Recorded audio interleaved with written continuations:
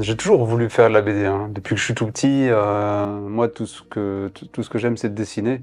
La maison qui est là à côté, c'était la maison de mes grands-parents.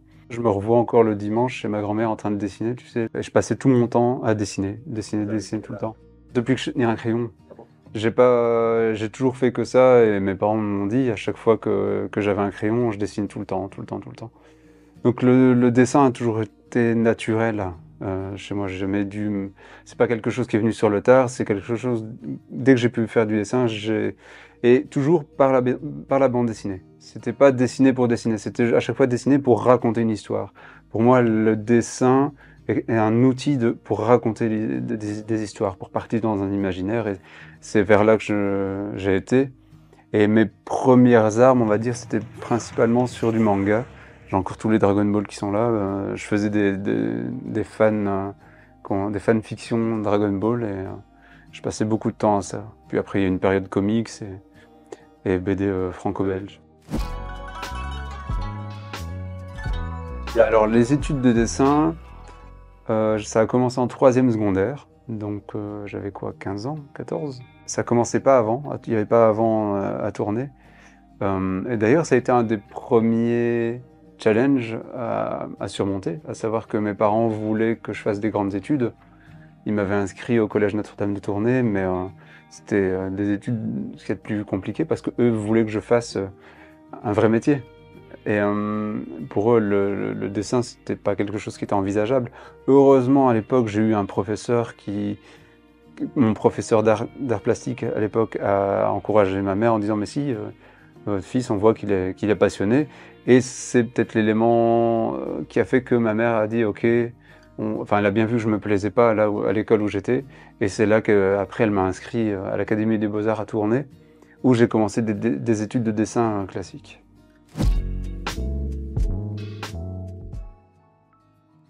C'est vrai que j'ai commencé avec Murana. Donc c'est assez troublant aujourd'hui de me retrouver à dessiner la série. C'est quelque chose qui n'aurait pas dû arriver, puisque Philippe n'aurait pas dû mourir si jeune. Il faut dire que on m'avait déjà proposé de reprendre la série quand Philippe est décédé, mais on me l'a demandé quasiment le jour où il est décédé. Quelques jours après, en vrai, mais c'était trop proche et pour moi c'était inenvisageable. Et tout de suite, j'ai dit non. Quand Philippe est décédé, et c'est moi qui les ai redirigés vers Théo, parce qu'à ce moment-là, Théo faisait Le Pape Terrible, et je trouvais qu'il avait un dessin génial, et instinctivement, c'était le nom qui m'était venu, et je trouvais que c'était un bon choix d'aller le demander à lui, quoi. Émotionnellement, je pouvais pas. En fait, j'ai déjà accepté de terminer La Complanée Land Perdue, l'album sur lequel il était en cours, que Philippe n'a pas terminé. Je l'ai fait, mais pour moi, c'était suffisant pour Philippe. C'est-à-dire que si aujourd'hui je reviens sur Murana, c'est pas que pour Philippe, c'est que j'ai dû trouver des raisons qui me sont propres. Je pouvais pas passer 6 ans de ma vie, puisqu'il y aura 6 albums, passer 6 ans de ma vie uniquement dans le but d'aller pour satisfaire Philippe. Si aujourd'hui j'ai accepté de le reprendre, c'est qu'on me l'a reproposé, pour des raisons qui appartiennent à Théo, à Jean et à l'éditeur. Ils me l'ont reproposé pour un dernier cycle. Mais cette fois-ci, je ne sais pas si tu avais prévu qu'on en discute aussi, mais je devais pas... À la base, avec Jean, on allait retravailler ensemble. On allait faire une suite à la série Barracuda. Mais comme ils cherchaient ils allaient se mettre en route de chercher un nouveau dessinateur pour Murana, Jean me l'a proposé avant, pour dire, écoute, t'es sûr, tu veux pas reprendre la série? Et là, ça m'est revenu dessus, mais il y a quelques années qui se sont écoulées. Et pour moi, Murana, ça a toujours été ma série préférée de Jean Dufaux. Même pour moi, une des meilleures séries franco-belges, au-delà du fait que c'était à Philippe. C'est vraiment, sincèrement, une des BD que je préfère. Pour moi, c'est une belle histoire de Jean Dufaux. Et c'est pour ces raisons, et aussi pour Philippe, mais avant tout parce que j'aime profondément la série, j'aime l'univers, que j'ai accepté cette fois-ci de reprendre la série. Et maintenant, t'es prêt? Maintenant, je me sens prêt, ouais.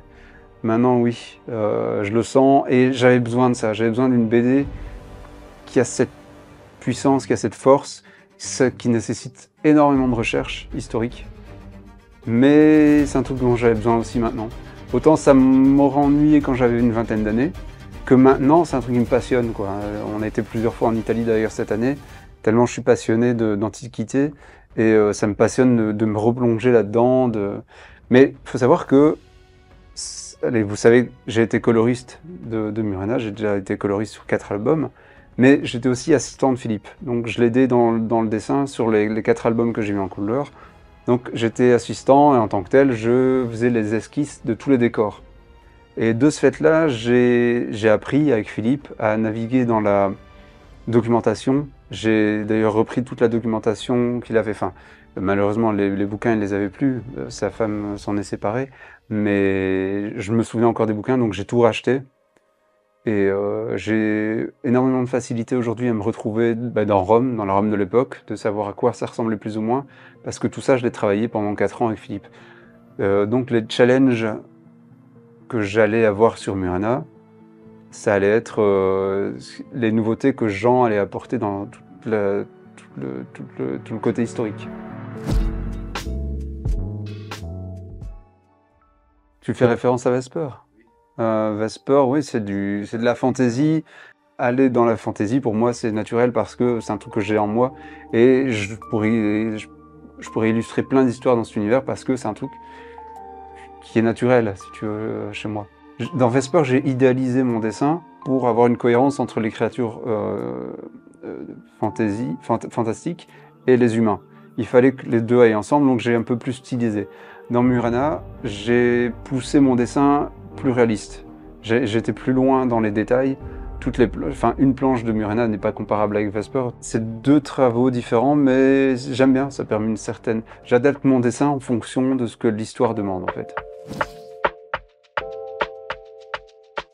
En ce moment, je me lève à 6h30. En fait, avant, c'était 7h30, mais ma fille est passée à l'école secondaire, donc je me suis adapté à son rythme pour la voir aussi le matin. Puis je commence vraiment à travailler, on va dire à 7h30, je commence. Et j'arrête de travailler vers 7h30, 8h du soir pour aller manger. Puis après, je suis claqué, je reste un peu devant la télé jusqu'à 10h30, puis je vais dormir. En fait, c'est juste une question de plaisir. Il y a tellement de facilité maintenant avec le numérique, mais j'aime ce plaisir d'être sur mon bureau et de sentir le papier, le crayon, tu sais, les pinceaux. Ça ne veut pas dire que c'est mieux ou moins bien, hein. Ouais, pour moi, c'est juste une question de plaisir. C'est un métal plus noir. Et vous connaissez tout ça par cœur? Ben, tu vois, des fois, voilà, il y a quand même pas mal de détails et j'oublie des petites choses par-ci par-là. Il n'y a personne d'autre qui va avoir ça. Hein. Bah non, surtout que ça marche en blanc aussi, mais bon. Non, mais c'est bien, mais c'est ça que je dis, tiens, une fois que ce soit imprimé, en fait, personne ne va s'apercevoir. Mais c'est vrai que ça change. Ouais.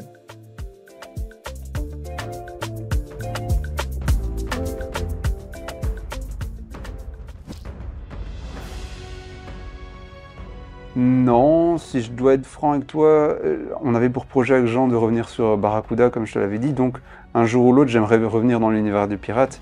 Alors, est-ce que dans 6 ans, Dargo sera toujours d'accord de faire une suite? Je sais pas, j'en sais rien, peut-être. S'ils veulent pas, le style pirate me manque un petit peu, malgré que je m'éclate bien sur l'Antiquité, hein, mais le style pirate, c'est un truc avec lequel j'aimerais revenir un jour dans tous les cas. J'en garde que du positif, hein. C'est-à-dire que la série, c'est au moment du tome 3, on était occupé au tome 3 et on s'est rendu compte que les ventes n'étaient pas aussi bonnes que ce qu'on espérait. Alors ça allait pour encore aller jusqu'au 4e. Bon, si ça allait vraiment pas, chez Dargo, il m'aurait dit arrête au 3e, à la limite, Enfin, déjà sur le 3e, j'ai demandé des pages en plus, hein. Le 3e album est plus long pour justement me permettre de donner un avant-goût d'avant-dernier chapitre. Au fond, moi, j'ai envisagé toujours la possibilité que ça soit écourté, parce que je savais que ça pouvait arriver. Donc, dans le pire des cas, je savais comment faire pour dévier mon histoire. Mais bon, c'est vrai que là, j'étais bien avancé dans l'histoire. Ça n'a pas été évident, et je sais que c'est peut-être on sent dans le 4e la hausse de rythme entre les scènes. Après, les lecteurs s'en sont pas vraiment plein. J'ai parlé à pas mal d'entre eux, certains même qui trouvent le troisième plus rythmé que le quatrième, donc quelque part tant mieux. Sur le coup, je vais pas te cacher que ça m'a fait du mal, tu vois. J'aurais voulu continuer plus loin, mais bon, après c'est l'affaire de quelques jours. Après, on se fait des raisons. Je m'en suis pris à moi-même avant tout, hein, puisque je me suis dit si c'est pas aussi bon que ce qu'on l'espérait avec Dargo, bah tant pis, c'est que ça devait pas se passer comme ça. Donc ça a pris un peu de temps, je m'y suis fait. Maintenant, tu vois, j'ai terminé depuis presque un an. Heureusement que j'avais après une suite avec un gros projet avec Jean Dufaux, quoi. C'est un besoin de raconter quelque chose.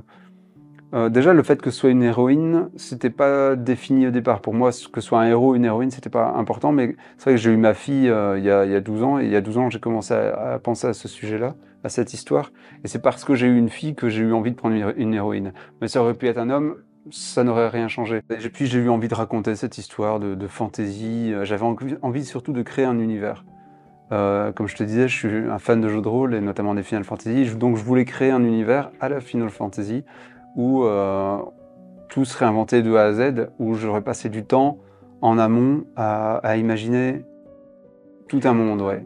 Avec les religions, les costumes, j'ai passé énormément de temps sur les costumes, le code des couleurs, le design des personnages. Je voulais que le lecteur, en tournant chaque page, se demande sur quoi ils allaient tomber visuellement, à créer toujours des choses fantastiques, quoi.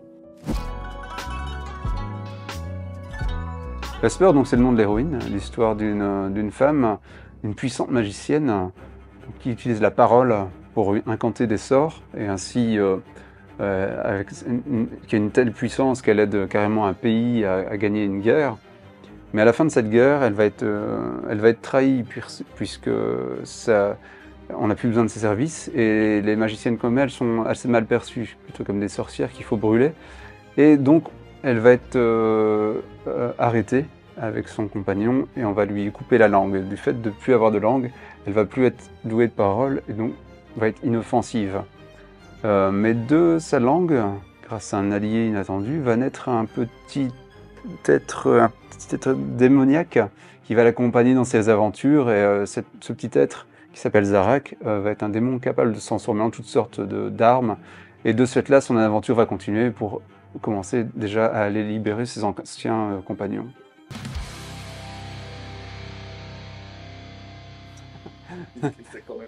J'écoute vraiment de tout, hein. J'ai des périodes, je me souviens quand j'ai commencé Murena, j'étais dans ma période métal où j'écoutais beaucoup de Metallica notamment. Et après, là j'écoute beaucoup des vieilles musiques de rock, tu vois. Avec de l'habit, on écoutait RTL, et bon, il n'y a pas ça en Flandre, mais il y avait une émission qui passait la nuit qui s'appelait Les Nocturnes, et on écoutait que des musiques de rock des années que ce soit 50, 60 aux musiques contemporaines, et j'ai plein de CD de musique de rock. Je me suis fait une culture musicale avec Philippe la nuit, écouter ces musiques, et depuis là il n'y a plus l'émission de radio, mais je réécoute tous ces CD. Il y a aussi beaucoup de musique instrumentale, de musique de film, j'écoute beaucoup.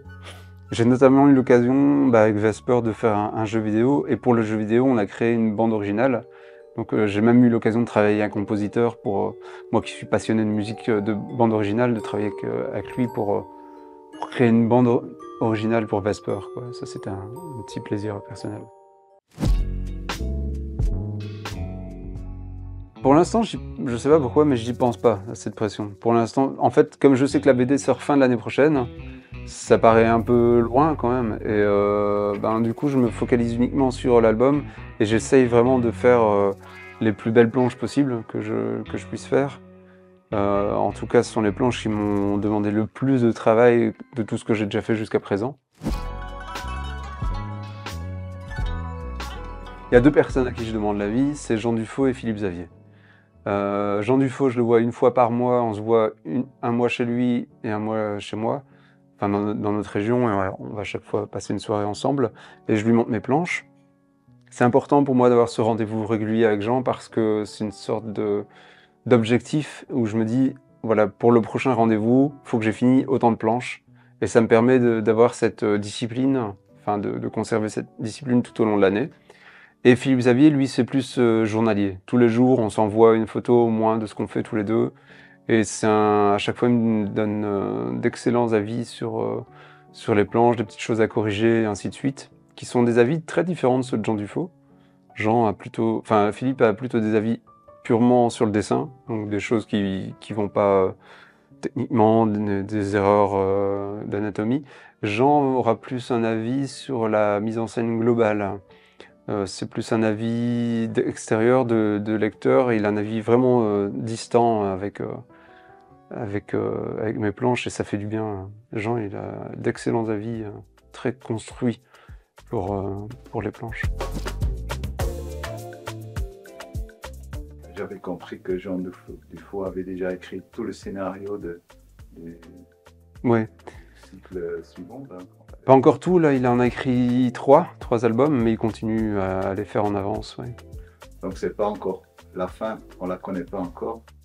Alors la fin, il y a cette histoire où, peu de temps avant la mort de Philippe, Jean a raconté la fin de Murena à Philippe. Et pour l'anecdote, Jean a dit surtout, tu racontes pas la fin à personne, ça reste entre nous. Hein. Le lendemain, je vois Philippe de la vie, il me dit, ah, Jean m'a raconté la fin de Murena. Ben, je fais, quoi? Ah ouais, c'est trop bien, mais je peux pas le raconter. Ouais, ben, je fais, le raconte pas alors. Il savait pas s'empêcher, il me l'a raconté. Alors, quelque part, c'est amusant. Enfin, c'est un peu bizarre d'ailleurs que ça soit arrivé quelques jours avant que Philippe meure. Parce que Philippe, c'était plus ou moins à la période de son anniversaire. On avait fêté après son anniversaire. Et 3 jours après, il était décédé. Philippe connaissait la fin, je connais la fin. On sait où ça va terminer. Je crois que le lecteur sait aussi... Enfin, le lecteur sait pas comment ça va se passer, mais on sait que ça va couvrir la fin du règne de Néron. Donc on sait que la fin sera logiquement la mort de Néron. Et Murena va même aller plus loin, puisque Théo n'abandonne pas tout à fait la série. Je vais en parler parce que j'ai vu Jean Dufaux qui en parlait publiquement il y a quelques semaines au Festival de Villedieu. C'est que Théo va rester dans la série, puisqu'ils vont faire un spin-off de Murena, qui sera un one-shot. Mais ça, Théo et Jean en parleront en temps voulu plus tard, quoi. Je sais pas comment l'expliquer. Moi-même, j'ai été lecteur de Murena avant, et je suis devenu fan de la série aussi, avant de travailler avec Philippe. Comment l'expliquer? Je sais pas. Faudrait poser plus la question à Jean. Je sais que Philippe me disait que ils ne savaient pas prévoir à l'avance que ça allait marcher. Ils se sont juste lancés sur un sujet qui leur plaisait, Jean et lui. Et ils y sont allés avec la plus grande sincérité possible. Je crois que c'est sans doute ça. Je pense pas que ce soit que le dessin. Je pense que c'est la qualité d'écriture de Jean plus le dessin de Philippe. C'est les deux. Les deux ensemble ont fait qu'ils ont eu un truc solide. C'est sorti au bon moment, sans doute. Et c'est ce qui a fait le succès de la série.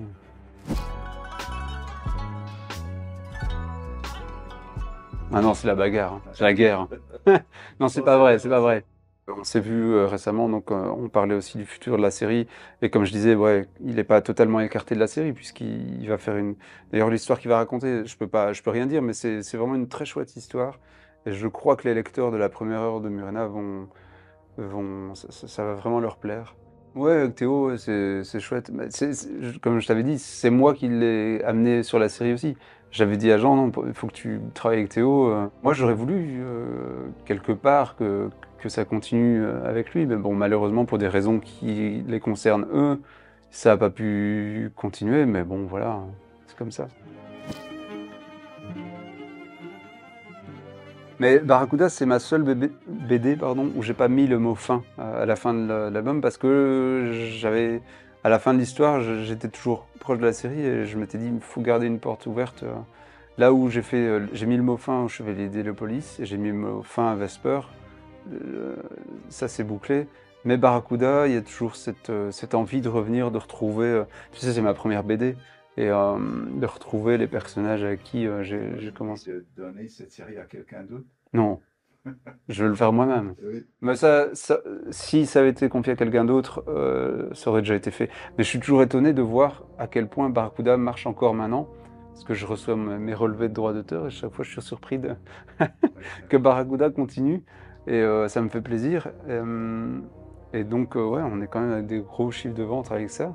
Je continue à avoir de l'engouement chez les lecteurs. À chaque fois, il y a toujours cette chouette énergie quand ils me présentent leurs albums de Barracuda. Et moi aussi, je suis toujours attaché au personnage. Donc on a, même avec Jean, avec cette histoire de suite, hein, avec les personnages qui ont grandi, Raffi, Emilio et Maria qui ont grandi, avec un nouveau méchant qui arrive dans l'histoire, on a toujours ce projet-là. Donc on verra si ça se fera un jour ou pas.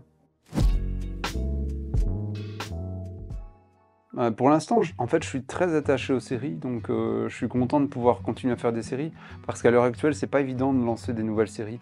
Quelque part, j'ai été rassasié avec Vesper, parce qu'à Vesper, il n'y avait pas que la BD, il y a eu aussi un jeu vidéo que j'ai conçu moi-même. Je suis aussi un fan de jeux de cartes à jouer, tu sais, les jeux de cartes à collectionner type Magic. Ça, j'aurais bien aimé créer un jeu. Ça se fera peut-être un jour. J'ai déjà pu faire un jeu vidéo, j'ai fait de la musique. Enfin, je ne l'ai pas fait moi personnellement, mais avec un compositeur. Donc j'ai pas d'envie profonde encore dans un futur proche. C'est pour ça que je peux me focaliser entièrement sur Murena, parce que j'ai pas l'esprit qui j'aimerais bien faire ça, j'aimerais bien faire ça. Non, en ce moment je veux faire que Murena. Moi, mon objectif de vie, c'est vraiment faire la plus belle fin possible pour Murena, quoi. Je me focalise là-dessus. Je veux dire, c'est vrai qu'on parlait de Barracuda, mais je sais pas si ça se fera vraiment un jour, peut-être que dans 6 ans je voudrais faire autre chose. Mais en tout cas là pour l'instant, mon seul but dans la vie c'est Murena, c'est de bien faire Murena quoi, surtout.